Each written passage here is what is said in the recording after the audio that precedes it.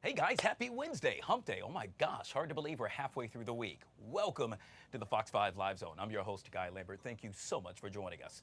Coming up on the show today, it's another day, which means another issue for President Trump. Why? Because Jeffrey Epstein, perhaps at the top of his not to handle list. We'll break it all down for you.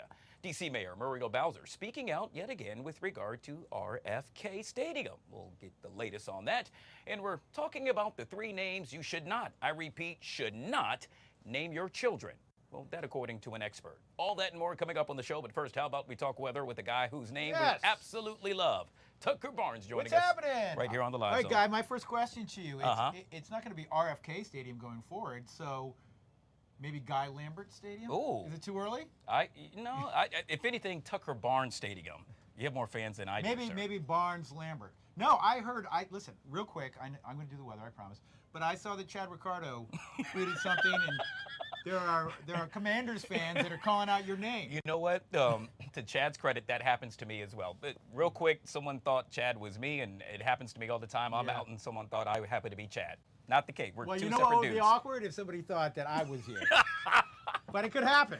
Well, you know what? I'd rather be you and with that paycheck, sir. There you go. Somebody'd be like, hey, Guy. Okay, I'm a guy.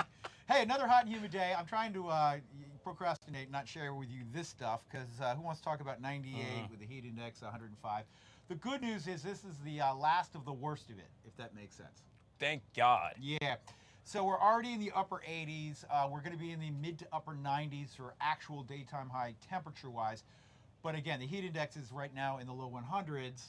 We get a lot of humidity around here, and it's a real deal of heat and humidity this afternoon. So we have a heat advisory, and one more day with this searing, dangerous heat, and then gradually things will get better. Tomorrow's still going to be a very warm, sticky day, but we do have storms back in the forecast tomorrow, and that will transition us to a nicer, much nicer pattern, Guy, for the weekend. Awesome. I'm excited. Couple clouds out there midday.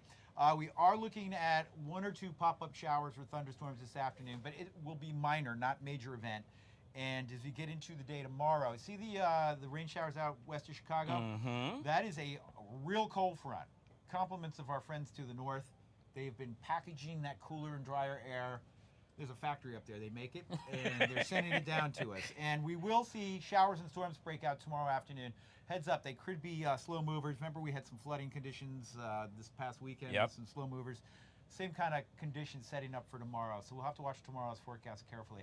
Heat alert this afternoon. There is your advisory. And again, we've done this many times this summer, so it's not new, but it doesn't mean it's pleasant. Feeling like 105 out there with an actual air temperature of 98. Fun fact that you're only going to get on Guy's show, unless I'm on another show, and then I'll share it somewhere else. It has not hit 100 yet this year in DC. Really? No. Wow. Okay. So could we do it today? We'll get awfully close at 98. Also, I want to feature a beautiful weekend. Look at Saturday and Sunday. Oh, Gorgeous. my gosh. Picture perfect. Okay. Hey, I'll take the heat now for the beautiful weekend later. All right. Tucker Barnes, all things weather. Lambert right Stadium. Have a good day. Thanks, Tucker. Guys, if you haven't already done so, download the Fox local app. That way you can take that weather forecast with you on the go. All right, guys, a couple of things we're keeping a close eye on. You see it right there on the bottom right-hand side of your screen. Any minute now, we are expecting Senate Minority Leader Chuck Schumer to speak to reporters about the Democrats' efforts to force the Trump administration to release more files on Jeffrey Epstein. That's set to get underway any minute. When that happens, we're taking you there. Meanwhile, the National Transportation Safety Board holding a 3-day investigative hearing on the mid-air collision back in January between a commercial airplane and a U.S. Army Black Hawk helicopter over the Potomac River. We'll check in that hearing throughout the show. Also, in the 1 o'clock hour, we'll bring you another presser with regard to the impact of Medicaid cuts to Trump's big, beautiful bill on America's seniors with Senator Bernie Sanders.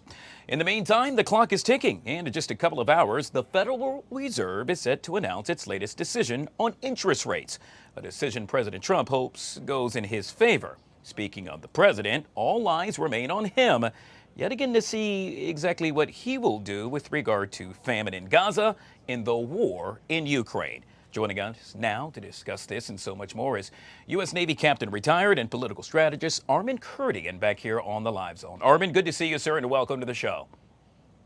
You too, Guy. Thanks so much for having me again. All Got a lot right. to talk about. No, we sure do. And I want to make sure we get to as much as possible yet again as we await for the press conference to get underway with regard to the Democrats discussing all things surrounding Jeffrey Epstein. The latest GDP report shows the U.S. economy grew by a rate of 3% from March to June, outpacing expectations. But if you look under the hood, well, it shows signs that the economy could be slowing. Yet again, you heard me state the Federal Reserve is set to announce its latest decision on interest rates by 2 p.m. The president hoping they will cut rates. Not necessarily sure that will happen. What do you think, sir? Well, I think it's fascinating that a lot of these news services are excited that there might be something wrong or there's underlying data that shows things aren't quite as great as they think they are as they actually celebrate bad news. Now, in fairness, the tariffs resulted in some imbalances in terms of how local businesses imported into the country, which might have juiced things up. But frankly, with the permanence of the tax cuts, with what Lee Zeldin is doing at EPA, to relaxing a lot of these draconian restrictions and regulations, is going to release a lot of energy in the economy. So the net effects from this administration, I think, are going to be very, very positive for the economy. I think you'll basically see the same kind of economic surge and lower unemployment that we saw all the way up leading to COVID under his first administration. Well, it's no secret the president has been very vocal with regard to his, well, let's just say he is very upset with the chairman of the board, in this case, none other than Jerome Powell. It's going to be interesting to see if the chairman actually follows the president's, let's say, verbiage to cut rates, something yet again we don't necessarily know will happen. Meanwhile, 2 more of Joe Biden's top White House aides are set to appear before the House Oversight Committee for scheduled interviews this week as part of the Republican-led panel's intensifying investigation into the former president's decline and possible efforts to conceal it from the public. My question to you, Armin, is what can come as a result of this? The Democrats in Congress really need to take this very seriously. I mean, this is a big issue. This is a major scandal, one of the biggest scandals ever, I think, in our nation's presidential history. I was very appreciative that Ron Klain came out and was very forthcoming in terms of a lot of what he saw. But the fact of the matter, at least as I see it, and as a lot of us saying it, it's a very strongly supported theory that Joe Biden was not making the executive decisions, at the very least in the second half of his term, that everyone else around him was making those decisions and basically telling him what to say. And that is a very, very dangerous and unstable situation for the White House to be in. So I'm hopeful that we'll get some more answers. In terms of, are we going to see criminal charges against some of these people? I think it's going to be very, very hard to actually prove that, much as I would like to see it. I think it's going to be very challenging. The biggest thing, or the most promising, so to speak, area where they might find some charges is in the use of the auto pen, and if Joe Biden really understood what it was that he was signing, and if he actually took part in that decision-making process. I think there is definitely some there that Republicans and frankly the Democrats need to dig into to restore credibility to how the White House operates. Armin, I said it earlier this year, perhaps the word of the year happens to be tariffs. In this case now, it may very well be auto pen. Yet again, I guess we'll have to wait and see. Well, according to one analyst, if Trump is really a dominant global force, the proof will come in his handling of 3 critical issues highlighted on his trip to Scotland: a wrenching famine in Gaza, the war in Ukraine, and trade. Your take on all 3, sir? Well, Israel's getting food into Gaza. The rest of the world needs to also help supply some of that food. So Europe, the U.S. need to be providing as much food as we possibly can to the Gaza people. They have suffered under the grip of Hamas and under this war. So continuing to feed them, I think, will be very good. Trump has managed to bring an end to a conflict between India and Pakistan, Cambodia and Thailand, the Congo and Rwanda. So he is a very big peacemaker around the world. He has a lot of foreign policy successes. He has a lot to prove continuously, but his approach to foreign policy, his transactional approach, and fairly even-handed approach, I think is going to serve him very, very well going forward. All right. Well, we know that the midterm elections are quite honestly right around the corner, Armin. It's hard to believe I'm actually stating that. It could be a very good thing for the Democrats. That's because midterms are almost always good for the party that doesn't hold the presidency. That party has gained House seats in all but 4 midterms since the Civil War. According to a recent Gallup poll, we know that President Trump right now owns both the lowest early first term and early second term approval ratings since at least John F. Kennedy. What do you think will happen during the midterms? I think the average loss for the party in power of the White House during the midterm election is something like around 20 or so House seats. So really, that's kind of your baseline to see how the Republicans perform. Now they have a very thin majority in the Congress right now. So if they could, Republicans could maybe only lose 10 seats, but they would still lose the House majority. I do think it's going to be very hard for the Democrats to take back the Senate. I don't think that's going to actually happen. But Republicans need to focus on what affects people the most. Food prices, energy, housing, public safety. These bread and butter topics, these 60-40, 70-30 topics, boys playing and girls sports, and talk about the successes that we've had, talk about economic success, talk about world peace, and continuing these tax cuts, which have actually helped the middle class and lower middle class as well.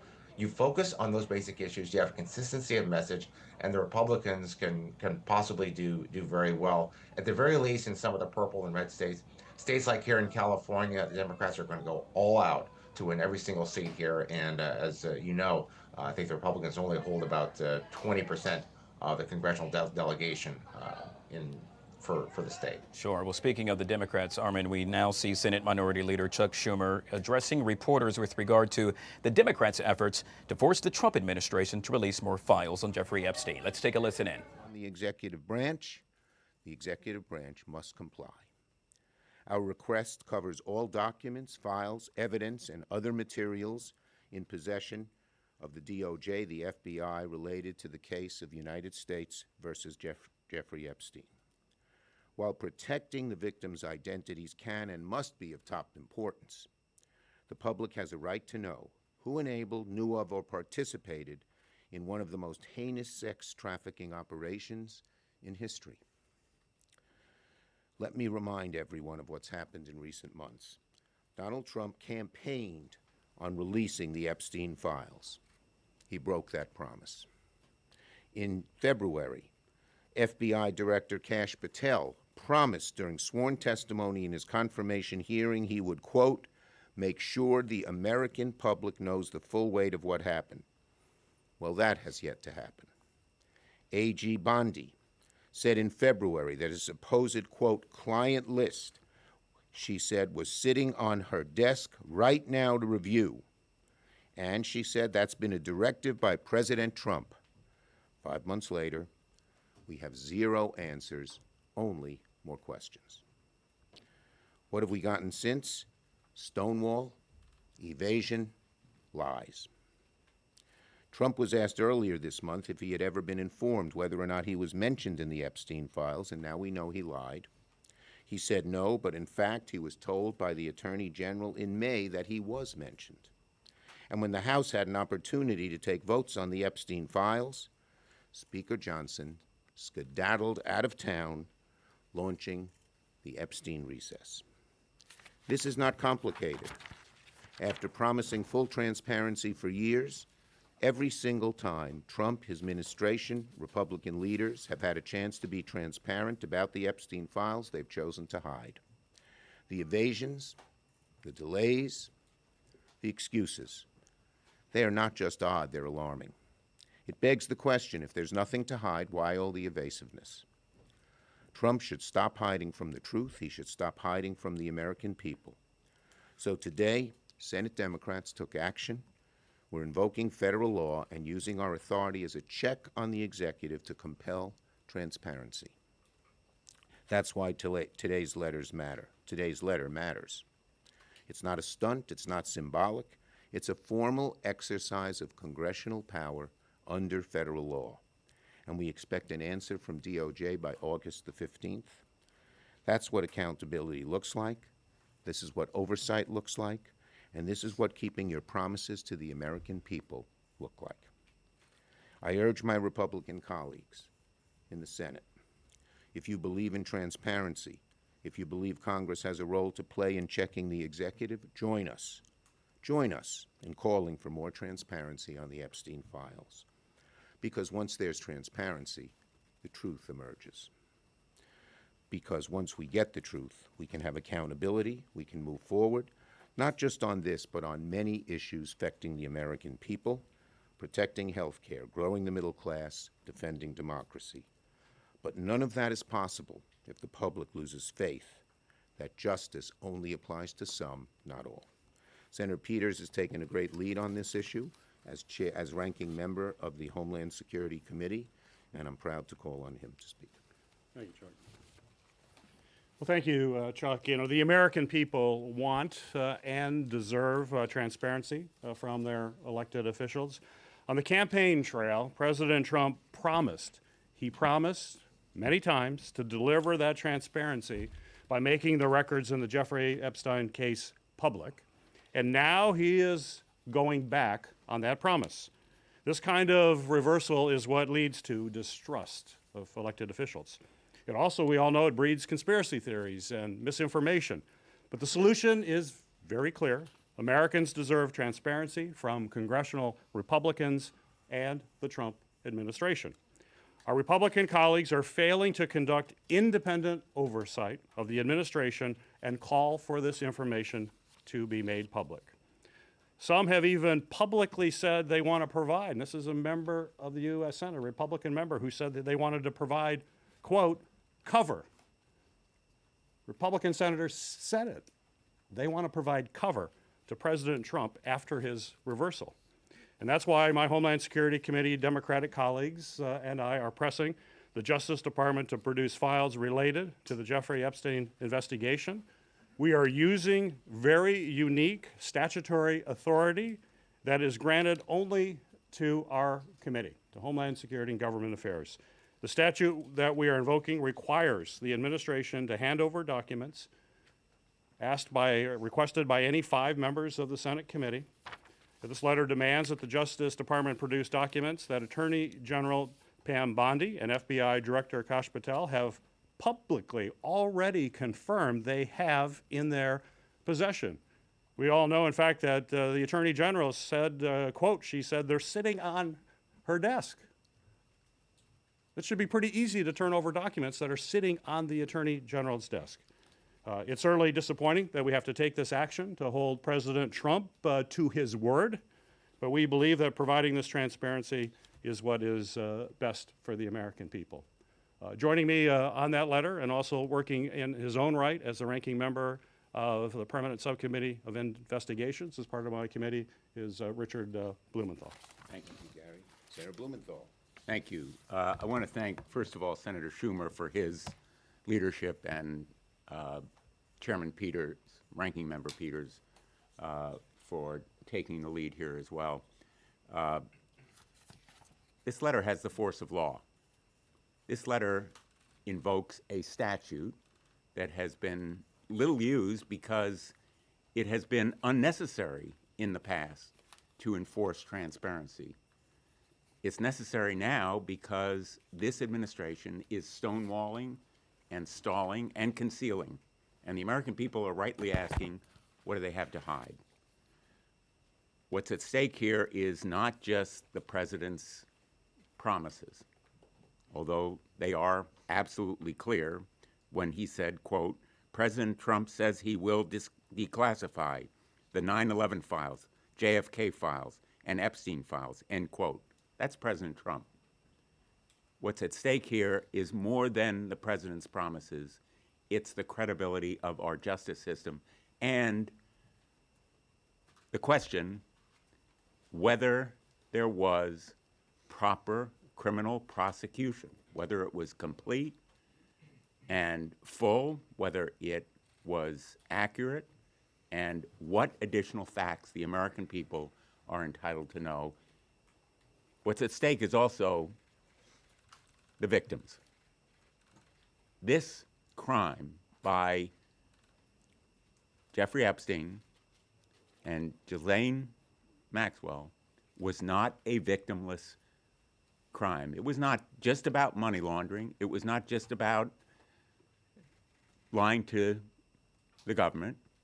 It was about exploiting women, in fact, girls. girls who were mercilessly and repeatedly subject to abuse and trafficking. And that is why the American people have a right to know who else was involved, whether the system really was rigged in favor of the rich and powerful, which is what the suspicion has been on the part of a lot of the president's supporters, and why they so enthusiastically greeted his promises of full disclosure. He's broken those promises. We're going to enforce the law to make him fulfill his commitments to be transparent and full in disclosure. Thank you. Thank you, Richard. We'll take questions on this subject first. Yes. Would this law compel information that's under grand jury seal by the courts to be released to the committee? And are there other things that could be redacted, law enforcement? Yeah, look, there can be redactions, and we're not going to break. Whoa, you okay? We're not going to force any agreements that have been broken, but we believe almost everything can come out, barring any. Well, that'll have to be litigated. Yes. Would you accept the Justice Department limiting the reading of these files to leadership or members in a... I think they should be made public.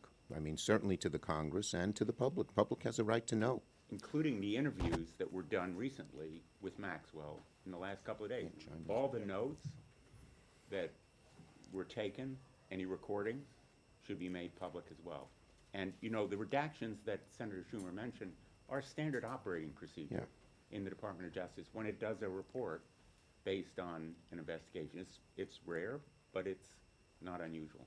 Yeah. When the Justice Department... Go ahead. You both can go. Do you want to go at once? We'll answer to. Go ahead. He goes first. If they don't respond to your request, is there any enforcement mechanism? Is there any way for you guys? Well, our hope is that our Republican colleagues will join us in this. This is a law. This has been made. It should be bipartisan, and we're still, Gary, we're still talking to Republican colleagues about trying to join us, and that may help get this public. But if not, there's recourse in the courts. This is the law. Yes. How can Democrats, as the minority, take this to the courts? There, How that would work. we have talked to some of our lawyers, and this can be challenged in the courts. Yeah. Yes. After the horrific shooting in New York and a police officer was killed, do you think it's a bad look for Senator Booker to be objecting to police and law enforcement related Look, cases? Senator Booker has strong beliefs on this issue. He's had them for a very long time. He believes in strong law enforcement. Yes. Some of your Democratic colleagues have talked about making an amendment to the minibus related to the Epstein files. Will you use that for the NOMS negotiations that are going on? Look, we on the initial minibus, we are running a hotline right now. Okay? Yes. Emil Bovee was confirmed last night even after a number of whistleblowers came forward, including some at the 11th hour. But what do you think this means going forward for future whistleblowers who are thinking about... I think I said it was one of the low points, not only in this Congress, but in the history of Congress, to put a man like this in such an important position as a circuit court judge. It's a disgrace. He doesn't belong there. And our Republican, he only had one qualification. He'd do whatever Trump wants. That's a horrible qualification for a judge. Yes? Thanks, Leader. What do you make of reporting that Republicans in the White House are lobbying against a stock trading ban in Congress here? We Senate Democrats are for a stock trading ban. Okay? Thank you, everybody. Do you want to? Go ahead, And Gary. we just passed it out of committee before this meeting here, and on a bipartisan basis. And do you have any comment on Senator Hawley and Scott kind of going back and forth, arguing about it? It was a spirited committee hearing, but the end result was that we passed it out and it now moves to the full Senate. And Thank you, everyone. Go ahead, Dick. Go ahead. And thanks to Senator Hawley for championing this cause. Yeah. Thanks, everybody. All right, guys, there you have it. Senate Minority Leader Chuck Schumer, flanked by a number of other Democratic senators, calling for additional transparency surrounding the Jeffrey Epstein case. As the Senate Minority Leader put it, Trump could have been transparent. However, he chose to hide, as he stated, with regard to Jeffrey Epstein. They now plan to evoke federal law to make sure there is transparency. In doing so, they hope to make the Justice Department produce files. Only the Homeland Security Committee can do that, and that's exactly what they plan to do. fairness. They stated the force of law will truly come to light. Joining us now to discuss all of this and so much more is Madeline Somerville, jury consultant and national trial attorney, back here on the Live Zone. Madeline, always good to see you. Thank you so much for being patient. Good to see you too, Guy. I'm happy to be here. All right, so we just heard what the Senate Minority Leader Chuck Schumer had to say. They are now, in essence, making sure that the Justice Department will produce the files. I did not know, but only the Homeland Security Committee can do just that. I'm hoping from a legal perspective, because they also stated this can be challenged in the courts. What exactly are they making reference to, and how will this unfold? The Homeland Security purview is pretty wide, and if the folks who sit on that committee want to be able to obtain documents or get testimony from somebody, their subpoena power is pretty powerful. However, there are checks on that would allow whatever request they send to be checked by a judge. But I think the checks and balances here is really the important part. So what they said was, we are using our plenary power, our power that was given to us by the Constitution, to check the president. And that is how it works, right? Some people think that the president of the United States is the head of all the branches, right? The executive, the judicial, and the legislative. And that's not true.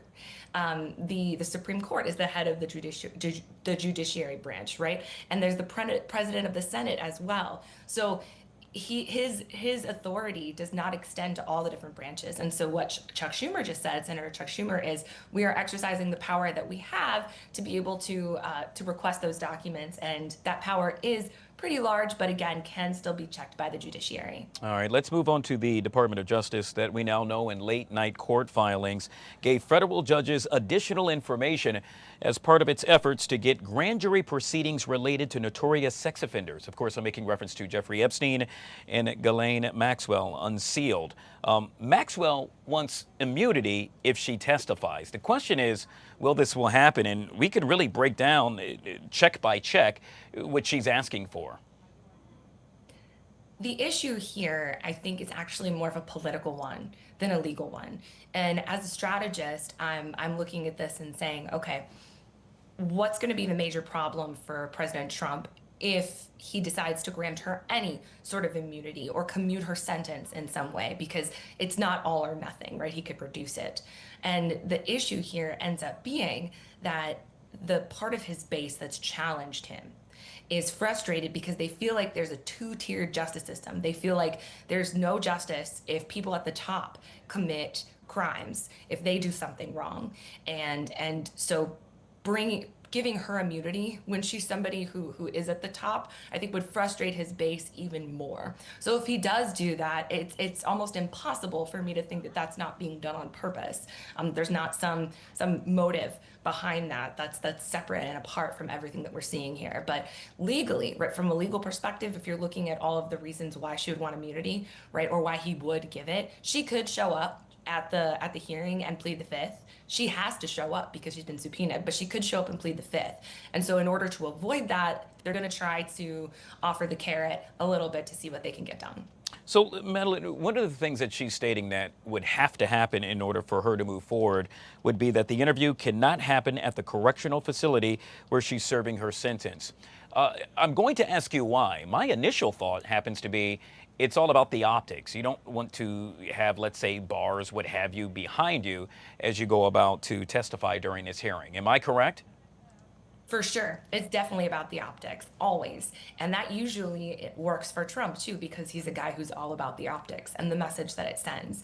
If they want her testimony to be taken seriously and credibly, it's very difficult to process it that way when you're behind bars.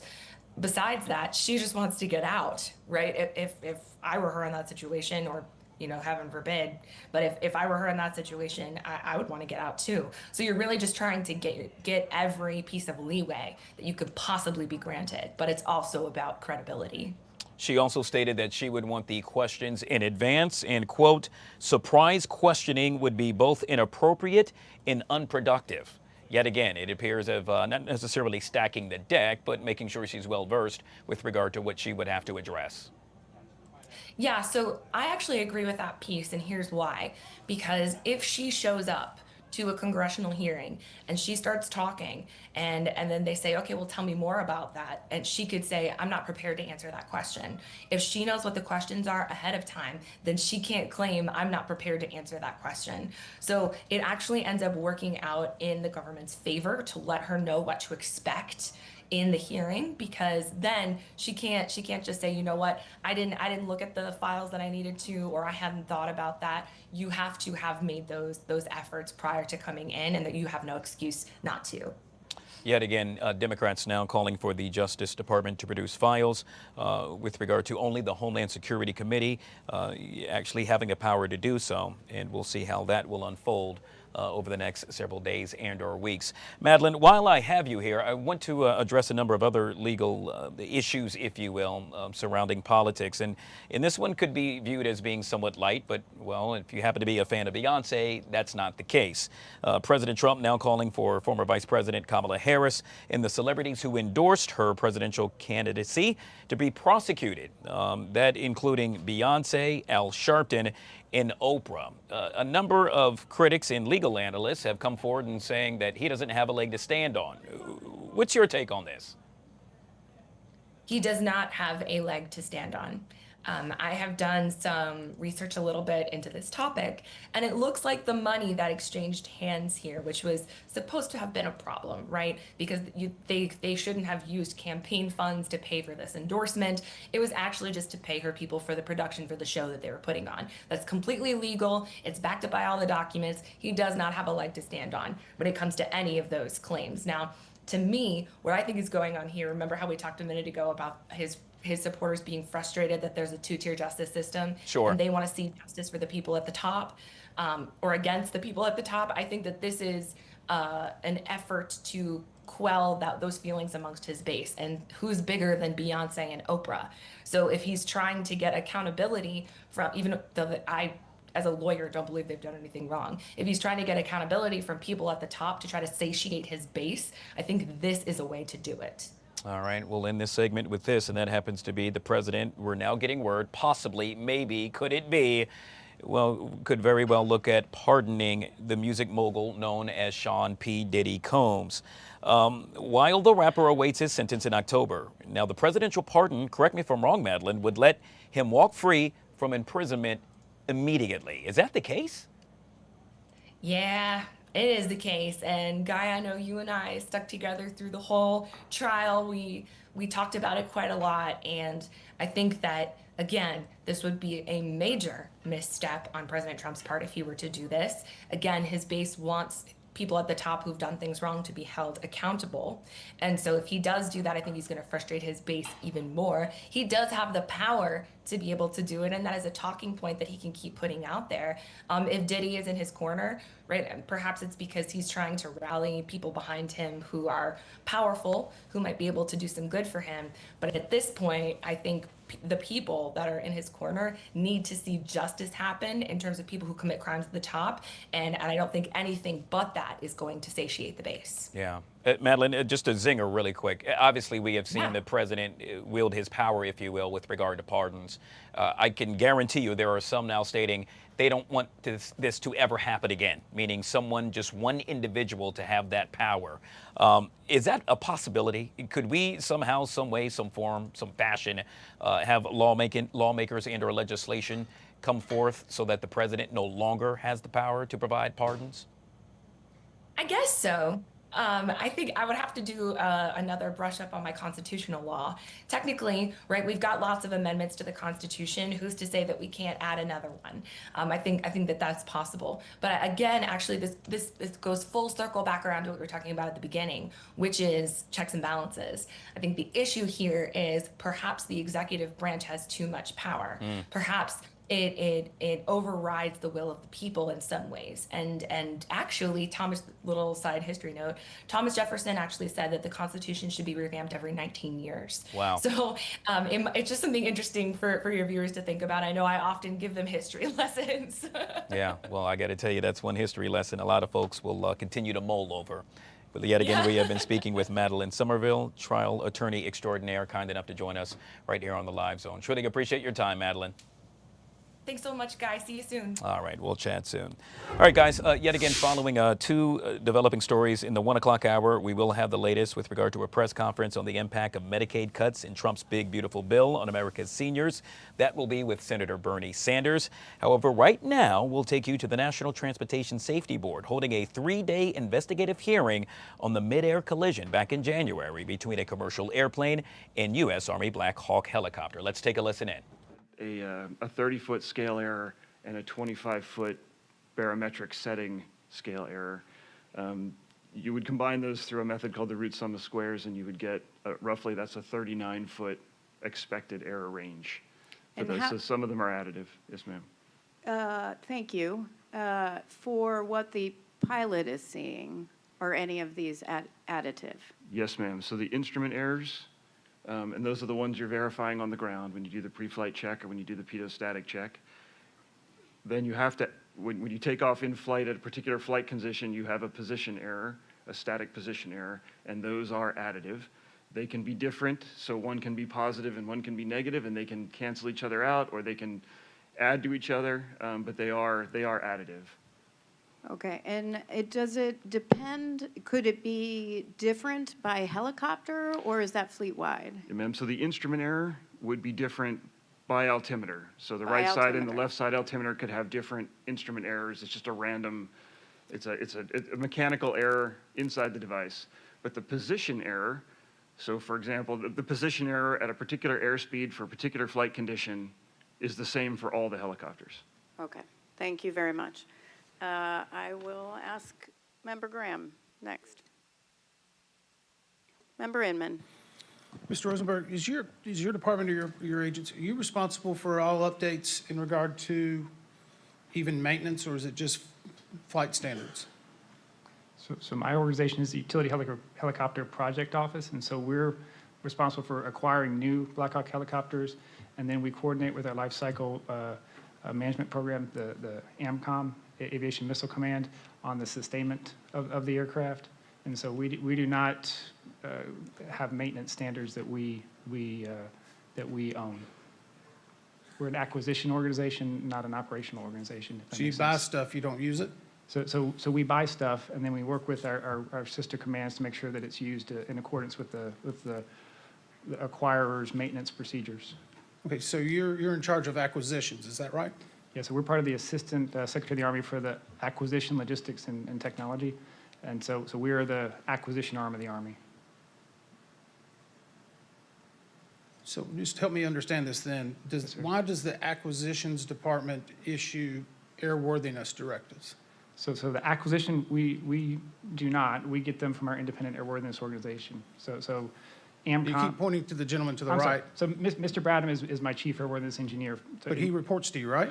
He does not, no, sir. He's No, in sir. Just for clarification, sir, I'm the chief airworthiness engineer, and I work in Futures Command in the Combat Capabilities Development Command Aviation and Missile Center in a group called the Systems Readiness Directorate. So Army Airworthiness Authority is delegated from the commander of Aviation and Missile Command to the director of the Systems Readiness Directorate. So I report through Futures Command, not through the program. My apologies. I thought earlier in the testimony you said my bosses and you pointed to the left. Oh, So often the acquisition, we will task them to give us independent recommendations. That's probably why the gesture might have been that way. So when I tasked Mr. Brown's organization to give me a recommendation, that was probably, if I recall, maybe. Have you tasked his organization to give you any other recommendations regarding this accident? Many, yes, sir. What were they? I'd have to go through the records. I'd be happy to provide you all the taskings we've done. I believe we've shown. Are there a lot of tasks, a few tasks, 2 tasks? There's many tasks. When Mr. Parker would make a recommendation, we would funnel it through our program executive officer, General Phillips, and then we'd make sure we get all the requests from this acts investigation, give it highest priority, and make sure that we get it tasked and recorded per saving the records for this investigation. Okay. Will you be on another panel, Mr. Rosenberg? No, sir, but I'll be here all week. We can recall. You think? Okay. I'm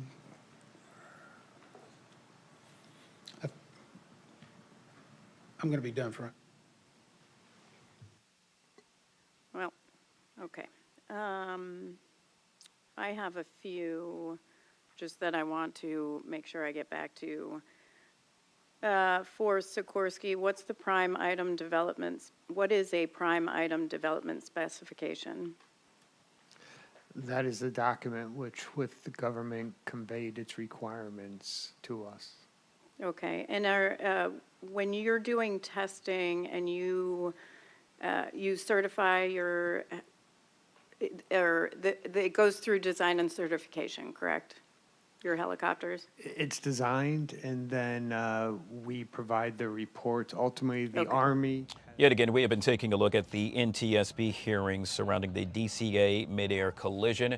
We will continue to monitor that throughout the afternoon. By the way, that QR code that happens to be to the top right of your TV screen, we encourage you to click on that. That way you can take us with you any and everywhere you go, along with watching us on our YouTube page as well. Now to New York City, where a gunman who killed 4 people at a Manhattan office building before killing himself was trying to target the headquarters of the NFL, but took the wrong elevator. A 3-page note found in the gunman's wallet suggested he had a grievance against the NFL over a claim that he suffered from CTE. The brain disease has been linked to concussions and other repeated head trauma common in contact sports such as football, but it can be diagnosed only after someone has died. Joining us now to discuss this and so much more is Dr. Renee Exelbert. She's a certified psychologist and kind enough to join us right here on the Live Zone. Dr. Exelbert, always good to see you. Welcome back to the show. Thank you, Guy. I tried to explain it the best way I could, and that is what CTE happens to be. Yet again, I'm not a professional and you are. And so in that sense, in that realm, can you elaborate? Yeah, so it's called chronic traumatic encephalopathy. It's a progressive brain disorder, and it comes about from repeated head trauma. We often can see this in boxing or high contact sports such as football. Unfortunately, as you said, there is no cure for it. It can result in severe behavioral, cognitive, motor difficulties. We can often see severe mood disturbance, suicidality, depression, confusion, paranoia, memory problems that mimic some sort of dementia. This hits near and dear to me. I have several friends who actually played in the NFL, now retired, one of which, and I will not name him, but we being family, friends, believe that he too is suffering from CTE, a complete change with regard to personality, how he speaks, how he interacts, his response to certain things. Is it fair to say that this is really a problem specifically for those who do take part in contact sports?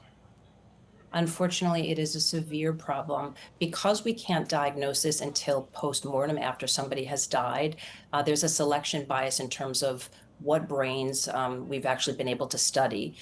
In terms of the brains that have been donated to science, it's possible that those people who are donating their brains, the families have been more concerned about CTE, but there has been as high as 95% of brains from the NFL that have been studied that have been found to have CTE. Additionally, Harvard just recently ran a study that found that of previous players, over 1/3 believe that they have these symptoms. And so it's really, really challenging because the earlier a player is exposed to these repeated blows to the head, the more progressive the disease can become. And unfortunately, people don't realize that this is happening to them until they've experienced, repeated blows to the head. And it can show with symptoms like confusion or headaches. And it's only over time where you might start to see severe behavioral disruption. We have seen over the news in repeated years players like Aaron Hernandez, who was accused of murder, right? He committed murder.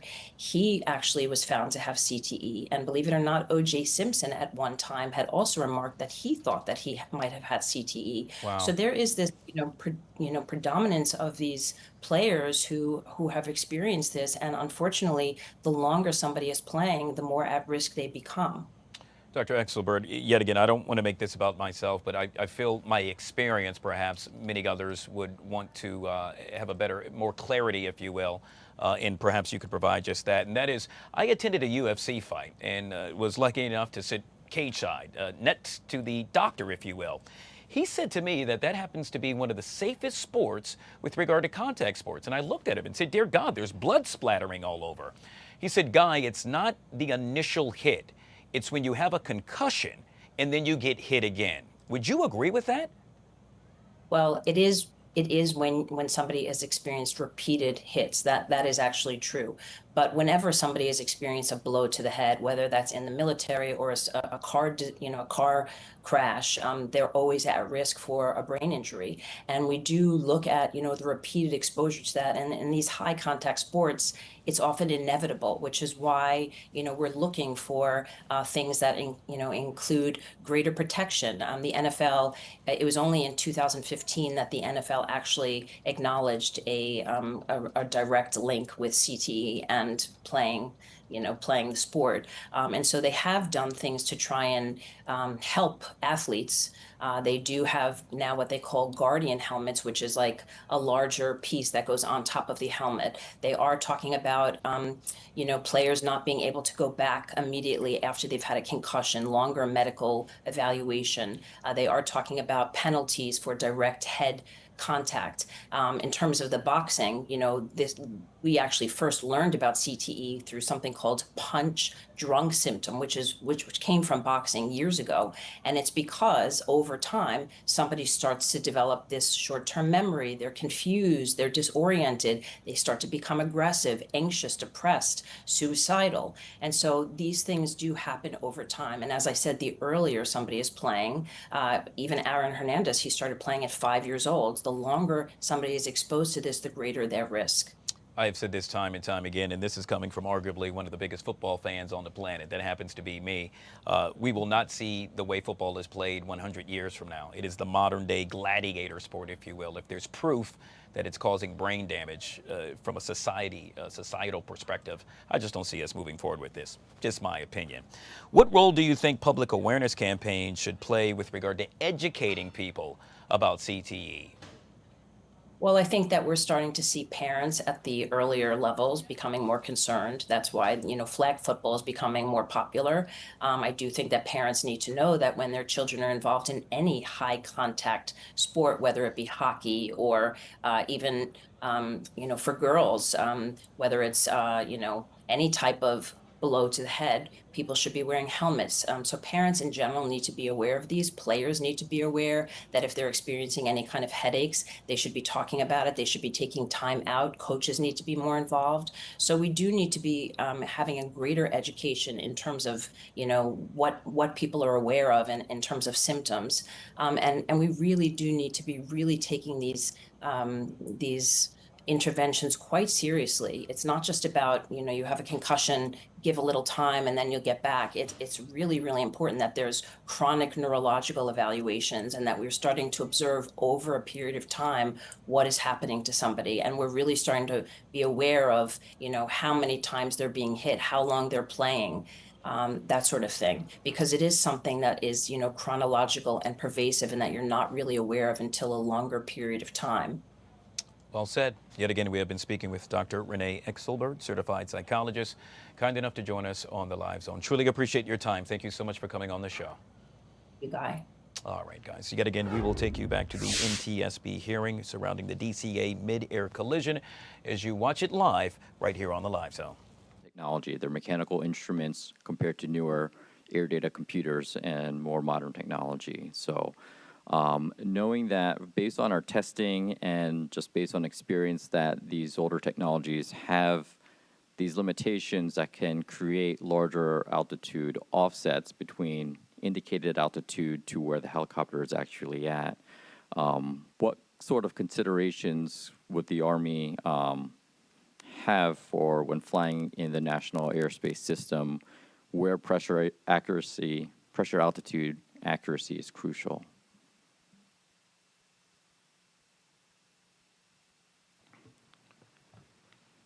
So I think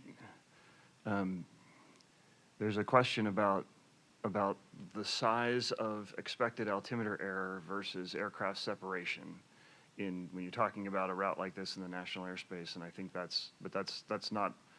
I'm certainly not an expert to talk on the route design and the amount of allowable separation, but clearly You know, when you take into account, you know, there's standards for pilots to maintain altitude, there's standards, you know, for the altimeter error, and as you know, thinking about this, I don't think that we envision a situation where, well, prior to this incident, myself personally, in my experience, I wouldn't have envisioned a situation where you'd be operating on barometric altimeter, you know, with less than a 500-foot separation. But I think if you're asking if we're kind of relooking how we operate in the national airspace, I don't, with the exception perhaps of the correction for the ESSS configuration, I don't believe there's any deviance from from what's accepted on the civil side as well. I mean, the military requirements, the 70-foot check is more stringent than the 75-foot check. The mil spec 25 feet of position error is more stringent than the civil 30 feet of position error. So with that one exception, I think we're still operating inside the requirements. And would there be any considerations to selecting certain models that have newer technologies or more accurate instrumentation versus older models in flying certain missions based on, again, known limitations with route ceilings or proximity to civil aircraft in the national airspace? Yeah, I think that's an operational question, and I don't know that I could speak to that. Is there someone here that can, as a witness? I think it'd probably be best to wait for more operational, experienced witnesses to give more expert testimony. Thank you.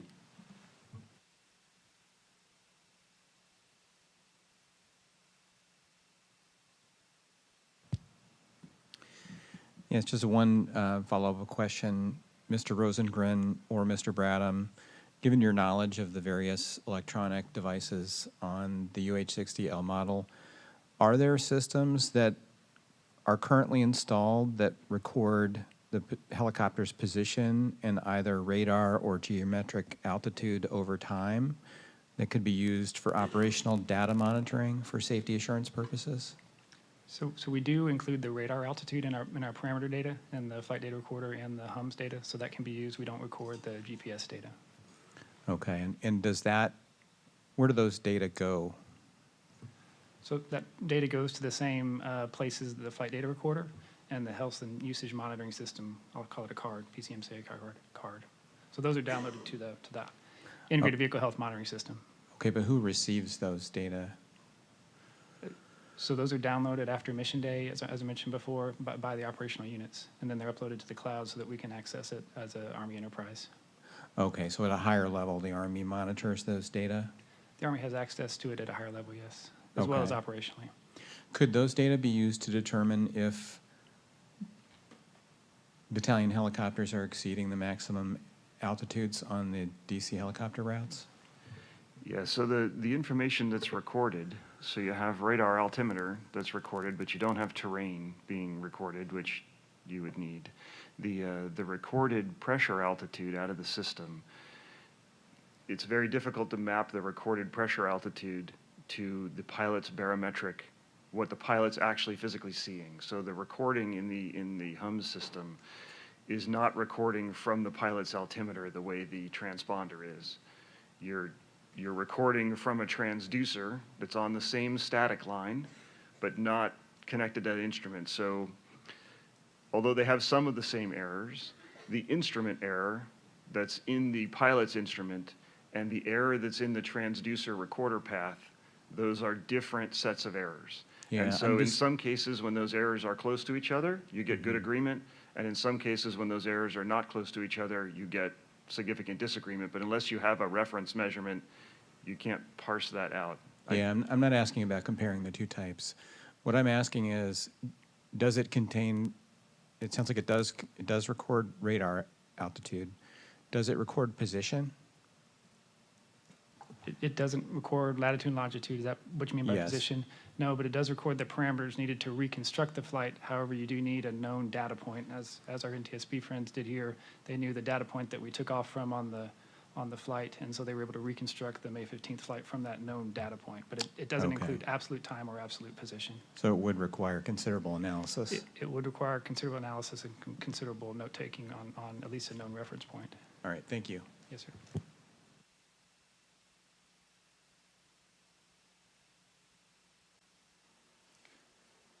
No more from the technical panel, Chairwoman Hamady. Thank you. We're going to go in the same order. Alpa. Thank you, Chairman. The first question we have is for Mr. Cooper.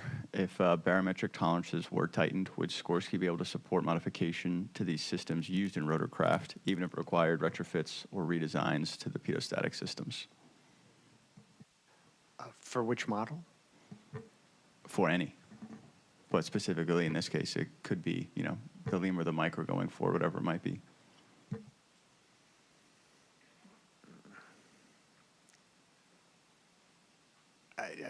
Tighten to what limits?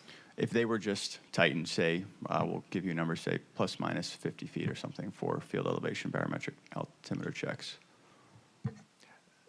For the Lima, some, again, because it's a compilation of errors, as has been stated, it would require changing out of the government furnished provided indicator. So with that indicator, there's some limitations as to where you can tighten tolerances.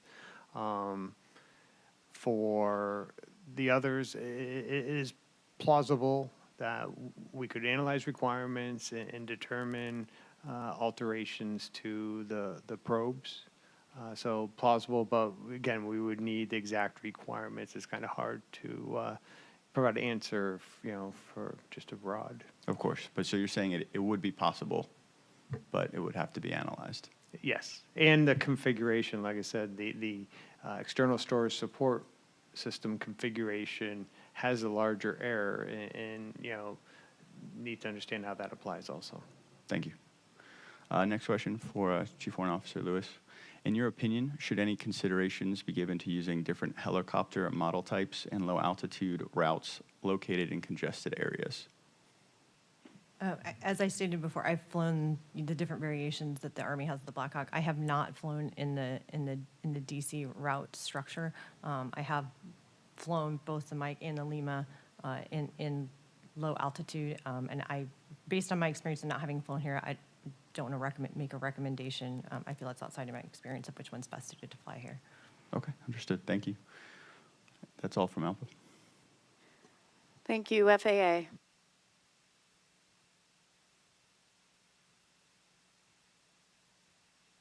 I don't have any questions, ma'am. Okay, thank you very much, NACA. Chairwoman, we have no further questions. Our questions have been answered, and I'd like to thank the panelists today. Thank you. Thank you, PSA. Thank you. A couple operational questions real quick here. In your experience, Ms. Lewis, flying along, your co-pilot or instructor pilot voices a different altitude than you have of 100 feet. Is that any area of concern for you? I would, if an instructor pilot, are you asking if they told me to adjust my altitude by 100 feet, would I do so? If you call 300 feet and he calls you, I got you at 400 feet, would that be an area of concern for you? 100 foot of difference would not be a large area of concern. The first thing I would do would be to make sure we both had the same altimeter setting, and then address the situation going forward from there. How much would it take to be a concern? A couple 100 feet would be a concern in flight. Okay. And I guess going back to the low levels, if you're on a 200-foot MSL route, would 100 feet be a concern then? 100 feet in what regard? 100-foot difference between the pilot and the co-pilot's altimeters? Yes. 100 feet would still be, we would still have that 100-foot window, plus or minus 100 feet to maintain altitude. Okay.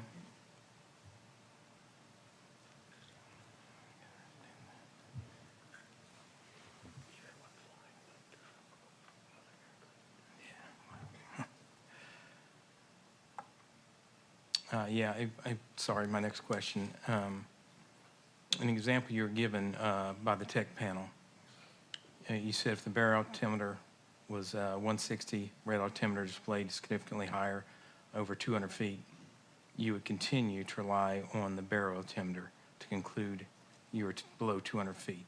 Can you explain why you would fall back or use the barometer as primary? In my experience, if the barometric altimeter checks out good on the ground before I take off, and as we stated before, pilots generally. All right, guys, yet again, the latest on the NTSB hearing on the DCA mid-air collision. We will take you from that to now the latest press conference surrounding Medicaid cuts in Trump's big, beautiful bill on America's seniors. And with that, we'll take a listen in to Mr. Bernie Sanders. I want to thank Heather Turbine Pollard, who is with the Center Circle Adult Day Services in Richmond, Virginia. Thank them all for the enormously important work they do for our seniors. And thank them for being with us today, and thank all of you for being here. It is no secret, I think, to anyone that the American healthcare system is broken, it is dysfunctional, and it is cruel. Today we have 85 million Americans in the wealthiest country on earth who are uninsured or underinsured. 1 out of 4 Americans cannot afford to fill the prescriptions that their doctors prescribe. Our life expectancy is significantly lower than other wealthy nations. Some 60,000 Americans die each year because they can't afford to get to a doctor on time. And in fact, we don't have enough doctors, nurses, dentists, and other healthcare professionals. Meanwhile, because of the greed of the insurance companies and the drug companies, we are spending far, far more per person on healthcare than the people of any other country. We are now over $14,000 for every man, woman, and child, which is an insane number and totally unsustainable. So what we have is a crisis in healthcare, and Trump's big, horrific bill will make that crisis much worse. It will throw 15 million Americans off of the health care they presently have. So instead of providing health care to all people, throwing 15 million people off of health care, it will raise insurance premiums for millions of people all over the country, already paying sky-high prices. It could well cause the closure of many rural hospitals and community health centers all across our country, all of whom are significantly dependent on Medicaid funding. It will also, and the point of our discussion today, it will also have a major impact on nursing homes in this country. And that is an issue that has not gotten the kind of attention that it needs, and that's why we are holding this event today. According to a study commissioned by the Department of Health and Human Services, 70% of seniors in an aging country, we are an aging country, will need some kind of long-term care during their lifetimes. This can include assistance with activities of daily life like eating, bathing, and dressing.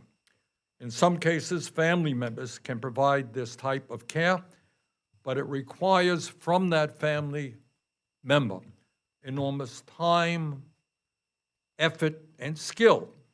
And when you are dealing with horrific illnesses like dementia or Alzheimer's, it is also terrible stress on that family member. And that is why families throughout the country seek our support through home health care providers, through senior centers, or nursing homes. And let's be clear, even before the implementation of Trump's horrendous bill, nursing homes and long-term health care providers were already struggling.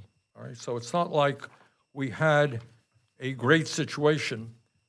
We have a very bad situation, which is only going to be made worse. When you cut Medicaid by over $900 billion, as this bill does, nursing homes and long-term health care providers will be losing a major source of their revenue. In other words, you have institutions all across this country that are struggling today, and now there's going to be a significant decline in their revenue. We're going to be talking in a moment from our guests about what those cuts will mean. According to a recent survey, as a result of this legislation, some 27% of nursing homes have indicated that they will be forced to close their doors, and 58% will be forced to substantially reduce staff at a time when many nursing homes are already grossly understaffed and under-resourced. When it comes to home and community-based care, the problem may be even worse because states aren't legally required to cover these services under Medicaid. States could cut benefits for long-term home care altogether. And what does that mean for families across the country? It means that people who need long-term care will probably rely on a family member to care for them. And what that will do is put enormous stress on family members. So right now, I want people to appreciate this. If you have a mom or a dad or somebody in your family who is in a nursing home or a home daycare center, if that person can no longer be in that facility and has to be at home, how does it impact you? Well, guess what? You're not going to work anymore. You're going to stay home taking care of that family member. And if you don't go to work anymore, you're not having any income coming into your house. And how does that impact people in our country, 60% of whom are living paycheck to paycheck? So this bill is a disaster in general. It will be a disaster for nursing homes. And I want to introduce now people who know more about it than I do. And let's begin with Katie Smith-Sloan, the CEO of Leading Age. Katie, thanks so much for being with us. Thanks so much. So I want to start by acknowledging the significance of today, the 60th anniversary of the Medicare and Medicaid programs. So over these 60 years, both programs have supported the services, supports, and care of literally millions of older persons. They are a lifeline. Medicaid is the primary payer of long-term services and supports. There is simply no other public option for the services provided in a range of care settings, including nursing homes. So now let's talk about need. At present, older adults over age 65 represent nearly 20% of our population, and that percentage is steadily increasing. And as it does, the demand for services and care will grow. At Leading Age, our nonprofit and mission-driven, community-based member organizations are committed every day, as they have been for decades, to meet that demand, whether it be for care in a nursing home, home care in a private home, through PACE programs, or adult day centers. Our members depend on Medicaid payments to deliver care and services, payments that, even before the cuts, did not cover the full costs of care. The undeniable fact is America's infrastructure of services and supports for older people was inadequate and unsustainable before passage of the 2025 Budget Reconciliation Act. The changes called for in the Act, and now law, will weaken the existing system at a time when demand for services and supports is growing. Who will older adults and their families turn to when the services they need are not available because the funding has been cut? And when providers of services can no longer deliver them and have to shutter their doors? What will happen to the staff who are employed in many of these settings and who may themselves be on Medicaid or have family members who rely on it, who are now at risk of losing their health care coverage or possibly seeing their wages reduced? Here's the truth. The Medicaid provisions in this bill plain and simply erode an essential program, truly a safety net for millions of older people. As states respond to H.R. 1, the changes will create craters in their budgets due to reduced federal Medicaid contributions, and the effects will be felt by older adults and their families. And here too, demographics don't lie. As the number of people over the age of 80 increases, the number of people of caregiving age, 24 to 65, shrinks. The supply of available caregivers is not keeping up with the growth of the older population. This is not a math problem.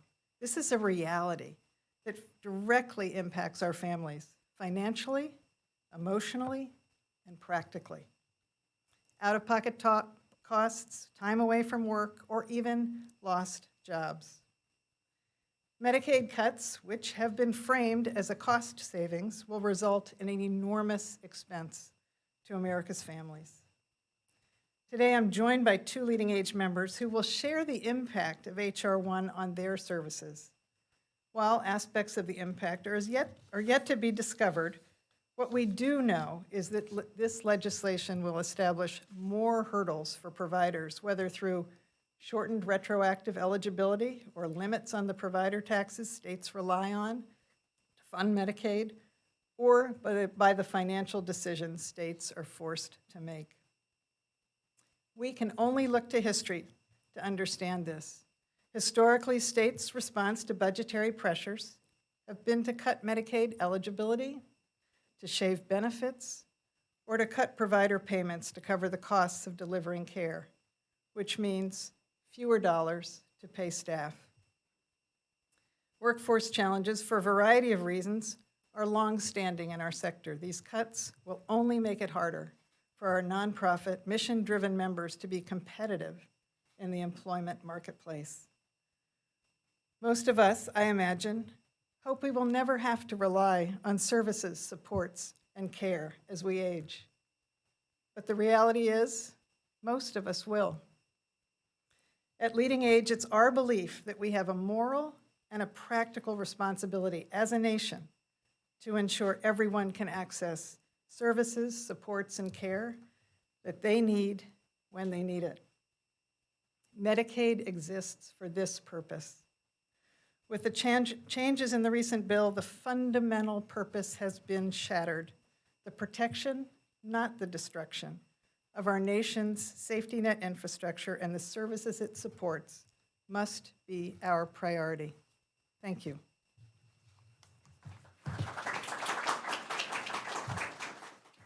Katie, thank you very much. Our next speaker is Deke Cato with AG Rhodes Nursing Homes in Atlanta, Georgia. Deke. Thank you, Senator Sanders. My name is Deke Cato, and I'm the CEO of AG Rhodes.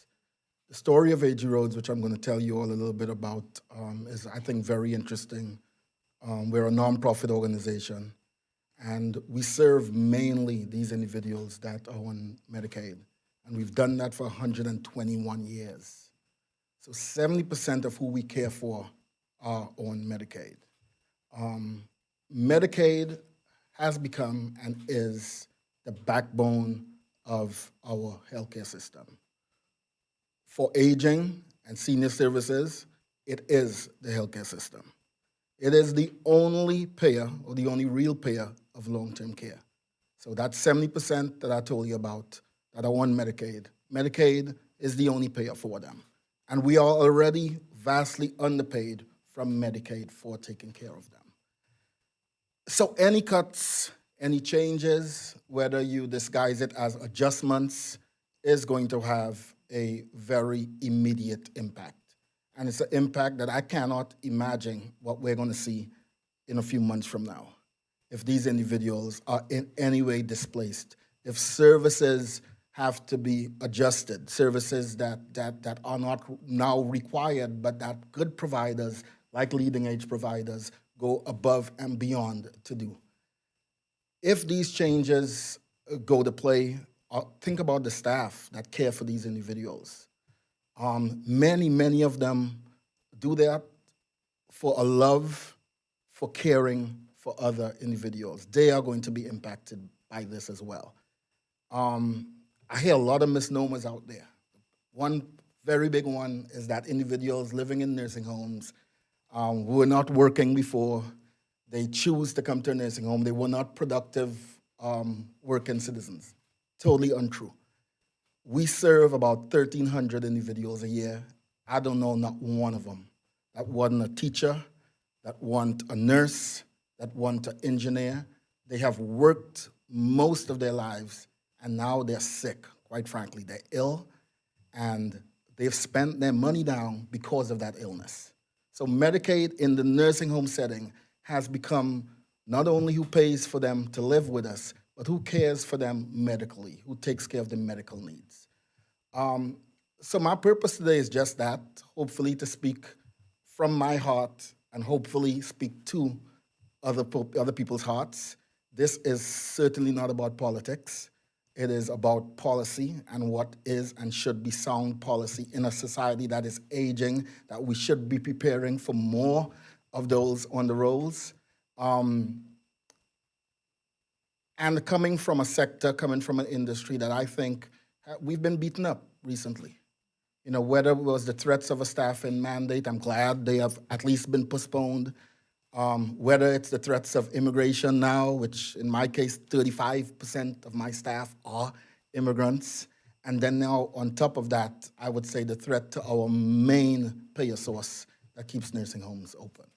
So that's my appeal, and I hope, again, it falls on some hearts that can listen to it as well. Thank you. Thank you very much. Our next speaker is Heather Turbine Pollard with Center Circle Adult Day Services in Richmond. Heather, thanks. Thank you. Heather Turbine Pollard with Circle Center Adult Day Services in Richmond, Virginia. We are a nonprofit and a proud member of Leading Age.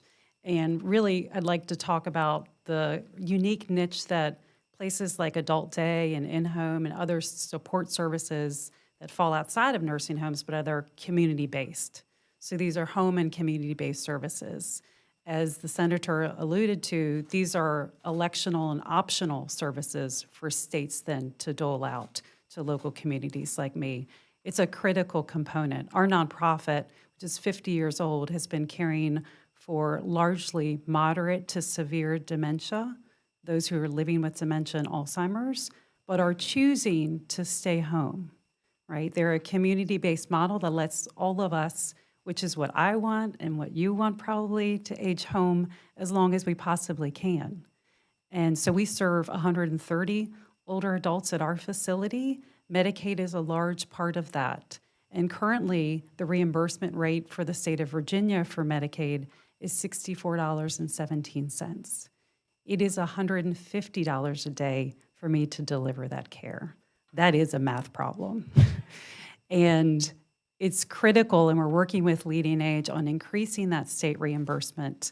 But now, when we're faced with the chance of it getting reduced or eliminated, you can see, if you do the math along with me, how it may put home and community-based care folks like me out of business, who grew up from community, started by 5 churches in Richmond, Virginia, and have evolved into a center that's well-known and supportive services.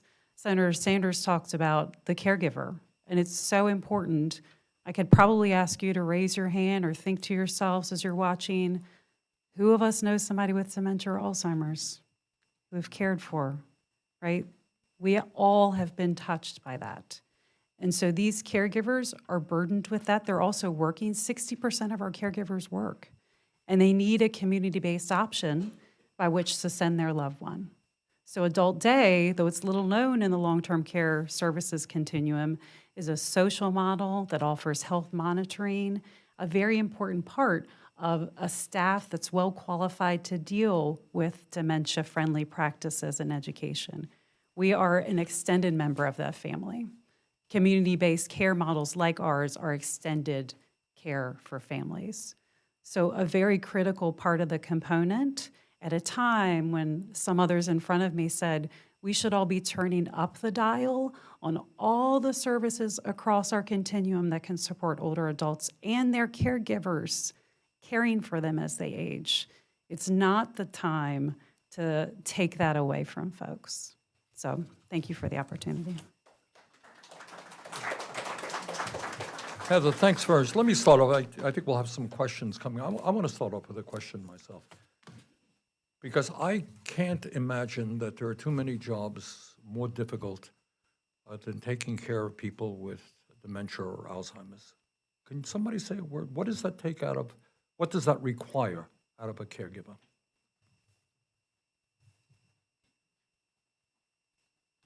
Thank you for the opportunity to speak on behalf of our caregivers. We talk with them every day. It is a joy. They would want me to say that, but it's also a heck of a burden. The psychological toll it takes when your husband no longer remembers your wedding day or your children's names. It is very, very heart-wrenching for them on a daily basis.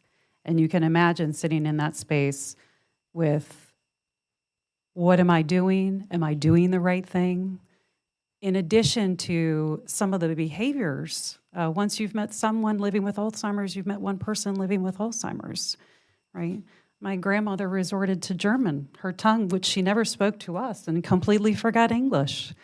So that's what it looked like for her. For others, it looks very different. And so thank you for the opportunity because, and I hope I've represented caregivers, it is a joyful job at times, but soul-wrenching at many other times. And they don't know how to deal with the disease as well. Like some of our staff people, long-term care service staff, we get trained to do that work, and families don't. Any questions for media? Yes.